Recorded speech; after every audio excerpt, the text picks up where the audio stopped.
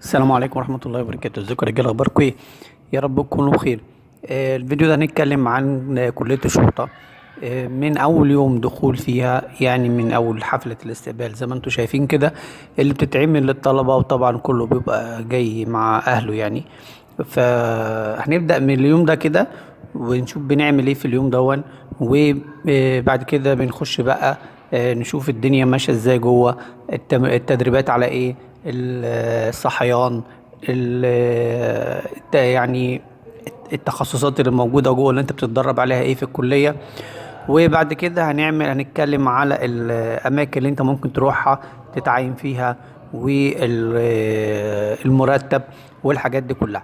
نبدأ كده مع بعض طبعا ونشوف، نمشي كده بالراحة سنة سنة ونشوف الدنيا ماشية ازاي، على أساس بس إن احنا نبقى الأمور دي واضحة للناس كلها. ونتوكل كده على الله ونشوف الأمور هتمشي ازاي، وإن شاء الله خير بإذن الله.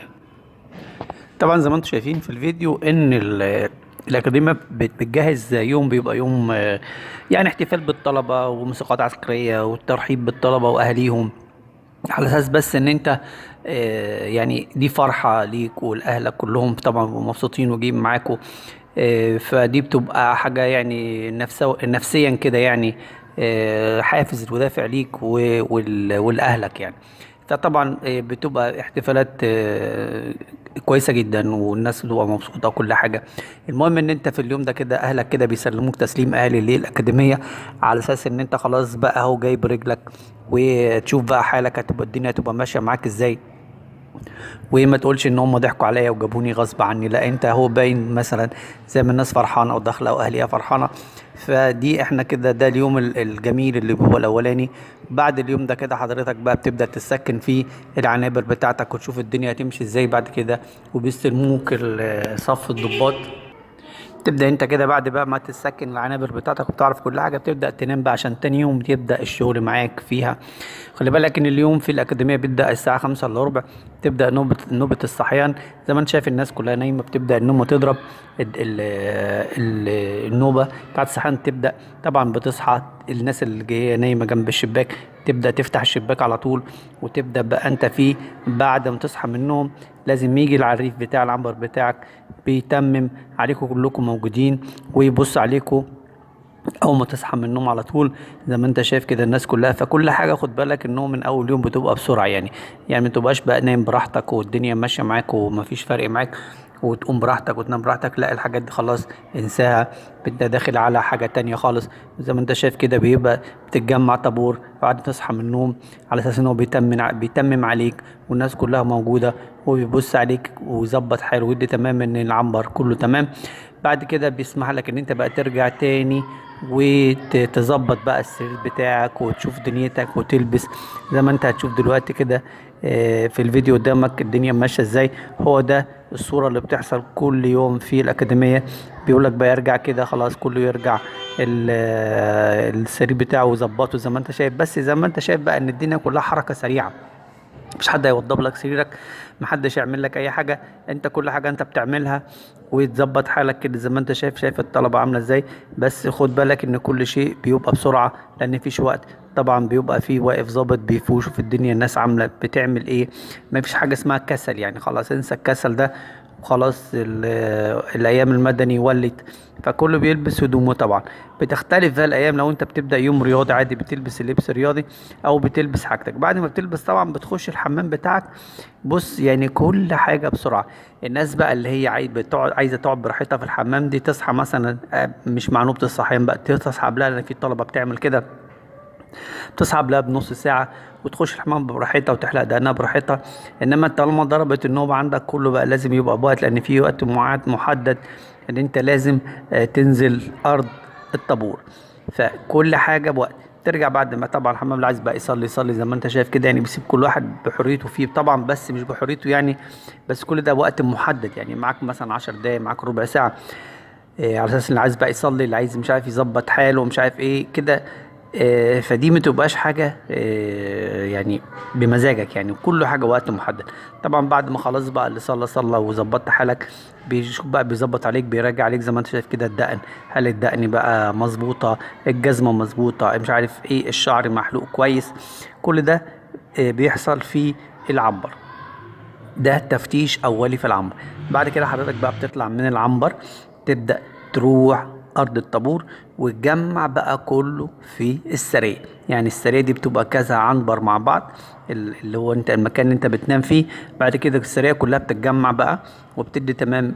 صف ضباط بيدي تمام للضابط ان السرية موجودة كلها وان هي في ارض الطابور. طبعا بيجي بقى الضابط بيشوف بقى عشان هو يتمم كمان تتميم بقى بتاع الضباط بتاعه، هو اللي هو بقى مسؤول عنه. فبيتمم بقى عليك كده زي ما انت هتشوف كده دلوقتي، بيتمم عليك على دقنك، على شعرك، على الجزمة متلمعة، الهدوم مظبوطة، مهندم في نفسك كده ولا انت مبهدل ولا الدنيا ماشية عاملة ازاي. فهيتمم عليك يعني تشوف الدنيا لسه النهار ما طلعش وانت نازل في ارض الطابور. فخد بالك ان الدنيا دي هي كده بتبدأ 5 الا ربع على اساس تبقى الامور ماشية معاك ومظبطة يعني. فبيبدأ بقى الضابط بيبدأ يشوف الدنيا ماشية ازاي ويقول له. بيبدأ الضابط بنفسه بقى يعني بيقول لصف الضباط ثابت مكانك. هو بقى خلاص كله ما يتحركش، هو بقى اللي بيبدأ يشوف بيبدأ يبص عليك. لأن بصوا يعني كل حاجة فيها حد أعلى منه. يعني أنت بيفتش عليك صف الضباط. لو الضابط بيفتش لقى حاجة طبعا بيحاسب العريف وبيحاسبك. فكل واحد بيراقب على واحد، كل واحد بيراقب على واحد كده زي ما انت شايف الامور بتمشي ازاي. خلاص كده ادى التمام في السريع مظبوط، والراجل عمل التفتيش بتاعه وكله مظبوط. تبدأ بقى كده تبدأ تاخد مكانك في ارض الطابور. طب انت بقى بعد ما تخلص الطابور، هو الطابور بيبقى حوالي ساعتين، سواء بقى رياضي او بالزي العسكري يعني واتيفر يعني، على حسب الخطه الموضوع. تبدا تروح الميز. طبعا خلي بالك ان في الميز اللي هي مكان الاكل بتاعك ده، بتبقى الدفعه كلها موجوده مع بعض وانتوا بتخدموا على بعض. يعني هيلب يور سيلف، مفيش حاجه اسمها انك قاعد على الكرسي وحد يجيب لك الاكل. لا، انت بتاخد السيرفيس بتاعك، بتروح لزمايلك اللي هم الطلبه اللي هم بيوزعوا الاكل، بيحطوا لك كل واحد على المقدار اللي هو محطوط له. فكله بياكل اكل واحد، كله بياكل اكل صحي، ما تقلقوش من الكلام ده. الناس يعني انت هيجي عليك الدور انك تقف مكان الناس دي توزع الاكل، لان الدور ده بيتوزع بين السنه كلها. ف فالدنيا بتبقى يعني جو زي ما انتم شايفين كده يعني. برضو كل حاجه بالامر وكل حاجه ما قلناش مشكله. فبتبقى الامور سهله وبتعيشوا مع بعض وبتبقى احلى ايام، بتبقى ذكريات مع بعض يعني. وبعدين الاكل اللي يتحط لك كله، لان الاكل صحي ما تقلقش من اي حاجه خالص. الاكل ده فيه دكاتره متخصصين في التغذيه حاطينه، لان فيه سعرات حراريه معينه عشان انت تستحمل التدريبات ومحدش يبقى يدوخ منها. طب بعد ما بتخلص بقى الفطار ده، كل واحد بيتقسم بقى على حسب الجدول اللي محطوط. في ناس بتخش بقى الميادين المختلفة، عشان تبقى بس تبقى عارف ان كلية الشرطة فيه 4 ميادين للتخصصات المختلفة في الشرطة بتدربك عليها. اللي هو ميدان ميدان الأمن العام، وميدان الحماية المدنية، وميدان المرور، وميدان الأمن المركزي. كل الطلبة بتعدي على الميادين دي، بتتدرب فيها على حسب طبعا الخطة المحطوطة لكل واحد فيها. هو بس شغله كله بيبقى أكتر ممكن في مدينة تخصص الأمن العام، مكافحة بقى الجريمة، واللي بيعلمك ازاي تسوق العربيات في الأرض الجبلي والأرض الوعرة اللي فيها مشاكل. بيصور لك مثلا، بيحط لك مثلا دمية ان هي جريمة قتل وده مكان مسرح الجريمة، وانت بيعلمك ازاي تشوف ترفع البصمات وتشوف الدنيا ماشية ازاي كده يعني.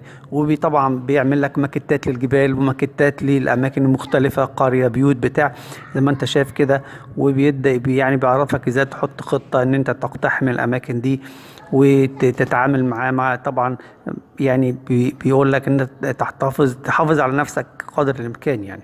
طبعا زي ما انتم شايفين الميادين الرمايه ممكن تبقى فيه رمايه ليليه او رمايه نهاري، مفيش اي مشكله يعني. سدود وجبال وصحراء وكل حاجه، بيعودك على شغل رجال الشرطه في اصعب المواقف، وبيحط لك يعني نماذج شغاله كده ان انت تضاهي الواقع يعني. حاجات من الواقع بيحط لك طبعا ماكيتات وبيدربك طبعا ازاي تخش ازاي وتشتغل ازاي وتبقى تفك الطلاسم الجرائم ازاي يعني.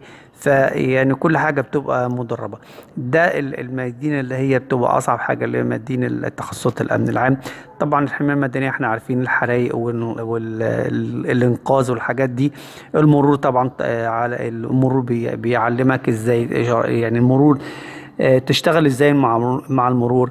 الأقسام برضو نفس الموضوع، بيدربك على الشغل ازاي في الأقسام، ازاي تعمل محاضر. الحاجات دي كلها لازم تبقى مدروسة والناس شايفة كل حاجة قدامها. ماشي. فأنا بس حبيت أديك صورة عن ال الأفلام دي، طبعا مسجلة ومتذاعة يعني من التلفزيون المصري والأكاديمية، أكاديمية شرطة، الحاجات دي. فأنا بس يعني بديك صورة على اللي بيحصل جوه يعني، فعلى أساس إن أنت تبقى داخل يعني أهو عندك 2-3% معلومة عن اللي هيحصل يعني معاك يعني. تمام كده.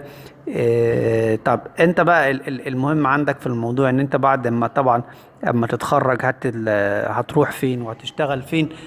طبعا التوزيع بيبقى على اساس، خد بالك انا كلمتك في فيديو قبل كده قلت لك انك ركز في التقدير، لان الناس اللي هي تقديراتها عالية بتكتب رغباتها ان هي تروح الاماكن بتاعتها يعني زي مكافأة ليهم على تفوقهم، فبيودوهم الاماكن اللي هم عايزينها يعني. ده الناس اللي هي المتفوقة واللي هي جايبة تقدير عالي طبعا.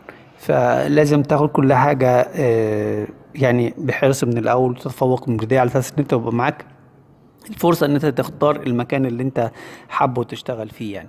طب إحنا بقى نتكلم على المهم في الموضوع كله، إن أنت اللي هو المشكلة اللي بنتكلم فيها. طب هو المرتب بتاع الراجل المتخرج ده بيبقى كام؟ طبعا المرتب بس عشان تبقى فاهم، احنا هنقول مثلا المتخرج ده هيبقى بدون بدلات يا جماعة، بدون مكافآت وبدون كل حاجة، بيبقى حوالي 5 أو 4,800 4,700. طبعا مع البدلات والمكافآت والحاجات دي بيوصل لمرتب للضعف. ماشي، دي بس عشان تبقى فاهم يعني، ممكن توصل ل9 ل10، عشان بس تبقى فاهم الدنيا ماشية ازاي يعني. فطبعا المرتبات تبقى كويسة وكل حاجة ومحترمة يعني، وزائد طبعا كل امتيازات العلاج في كل في مستشفيات الشرطة ومصايف وحاجات دي كلها، فتبقى موجودة يعني. طبعا الكلام ده للناس اللي هي الثانوي عام والبكالوريوس، لان هم بيخشوا الاتنين مع بعض في وقت واحد يعني. طبعا المصاريف كلية الشرطة سنة أولى حوالي 50,000 جنيه للاتنين يعني، 50,000 للثانوي و50,000 للناس اللي هي بكالوريوس يعني. آه، ده كده انا اديت لك صورة كاملة عن اللي بيحصل في الكلية من الالف الى الياء. وطبعا انا حبيت ان انا انهي الفيديو بالصورة الجميلة دي بتاعت اول يوم، وان شاء الله كلكم ربنا يحقق لكم امنياتكم، واتمنى ان اكون وصلت لك المعلومة. وشكرا لكم، السلام عليكم ورحمة الله وبركاته.